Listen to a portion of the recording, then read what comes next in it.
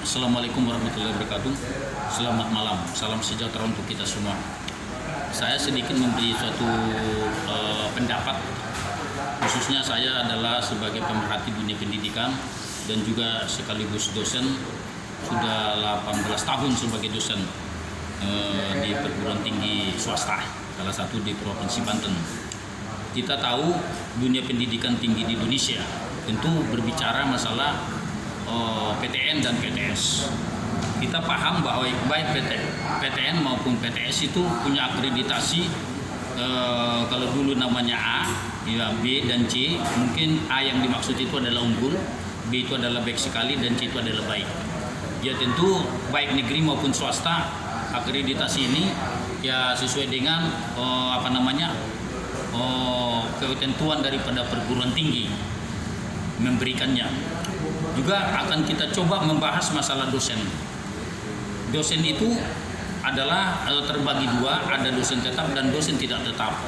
Bagi dosen tetap diberi 12 SKS, kalau dia lebih tentu ada aturan-aturan main di setiap perguruan tinggi, tentu adalah penambahan daripada honor yang bersangkutan. Begitu juga dosen tidak tetap. Nah, kita memahami bahwa di perguruan tinggi itu sebagai dosen banyak sekali beban yang diberikan kepada dosen untuk mencapai prestasinya. Kita mengenal dengan namanya JAPFUM, jabatan fungsional. Ya, kita melihat tingkatan-tingkatan seperti asisten ahli, lektor kepala dan guru besar. Tentu kalau dia mendapatkan asisten ahli itu adalah punya kredit 150, sedangkan guru besar 850 untuk profesor muda. Ini harus disederhanakan menurut hemat saya, khususnya mengenai kepengurusan daripada JAPFUM ini. Begitu juga dengan gaji dosen tetap dan tidak tetap. Khususnya untuk pegawai negeri mungkin nggak ada masalah sesuai dengan aturan main yang berlaku daripada undang-undang ya untuk pegawai negeri. Tapi untuk swasta ini masih banyak saya lihat perguruan tinggi swasta menggaji dosen itu tidak sesuai dengan standar. Jadi masih di bawah standar. Hal seperti ini tidak dibenarkan. Ini banyak sekali orang kadang-kadang menutup matanya, tidak ada perhatian kepada dosen-dosen tetap. Ini yang harus kita angkat, harus ada menyoroti masalah ini. Namanya dosen banyak sekali tugasnya. Juga baik antara JAPFUM maupun juga ada lagi yang namanya sertifikasi dosen. Mengenai sertifikasi dosen ini kadang juga rumit sekali untuk mendapatkan asisten ahli misalnya. Dia mungkin dapat tunjangan dari pemerintah nanti kalau memang dia lulus sertifikasi, juga ada tukel dan sebagainya yang harus diikuti. Begitu juga lektor kepala sampai guru besar. Ini juga saya rasa perlu disederhanakan sehingga nggak memusingkan dosen, karena itu adalah tunjangan dari negara, dari pemerintah.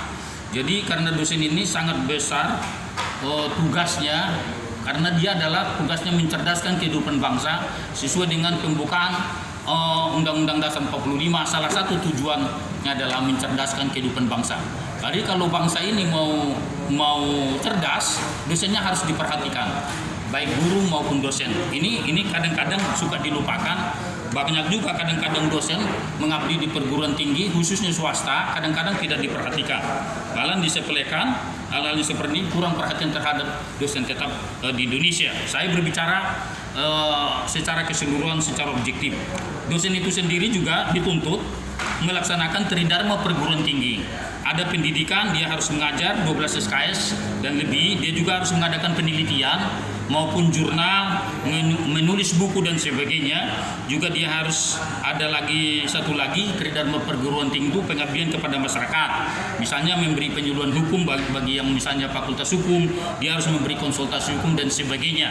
Termasuk juga tunjangan-tunjangan pekerjaan-pekerjaan di luar daripada itu, misalnya dia memegang katakanlah pimpinan-pimpinan organisasi. Ini juga satu kredit bagi dosen itu sendiri. Dan dia juga harus rajin mengikuti seminar-seminar maupun diskusi-diskusi hukum, karena bagaimanapun namanya dosen itu adalah sumber daripada ilmu. Jadi kalau dosennya saja tidak diperhatikan, bagaimana dosen itu berkualitas?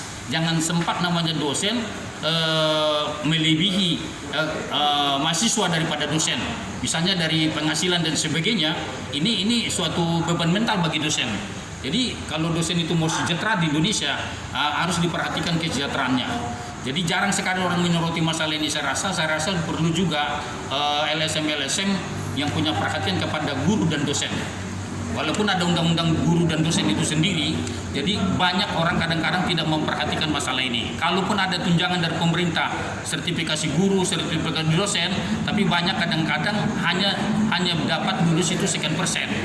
Ini juga harus diperhatikan, sehingga bangsa ini benar-benar, kalau kita memang memberikan kesejahteraan diri kepada guru dan dosen, itu harus diperhatikan benar-benar, khususnya perguruan tinggi swasta. Nah, jadi ini harapan saya ke depan sebagai pemerhati dunia pendidikan. Kebetulan saya juga aktif di organisasi juga, baik organisasi advokat, organisasi kependidikan, organisasi kemasyarakatan, organisasi keagamaan. Nah, jadi ini ada manfaatnya. Saya hanya memberi pendapat saja. Mudah-mudahan pemerintah dalam hal ini akan memperhatikan itu kembali, khususnya juga komisi di DPR yang membawai masalah dunia pendidikan. Jadi ini antara pegawai negeri maupun pegawai swasta, khususnya saya katakan tadi kesejahteraan dosen itu masih di bawah standar. Nah, jadi kalau menurut Undang-Undang Tenaga Kerja, kalau yayasan menggaji dosen di bawah standar itu bisa dipidana. Tapi jarang sekali dosen berani berbicara seperti ini, akhirnya didiamkan saja bertahun-tahun. Begitulah seterusnya saya rasa. Ini harus ditertibkan, istilahnya. Kedua juga harus ada serikat dosen di setiap perguruan tinggi swasta itu, sehingga bisa mengontrol tentang hal-hal yang seperti ini, khususnya di bidang kesejahteraan. Saya rasa itu yang bisa saya sampaikan. Semoga ada manfaatnya bagi kita semua dalam rangka mencerdaskan kehidupan bangsa. Terima kasih. Wassalamualaikum warahmatullahi wabarakatuh.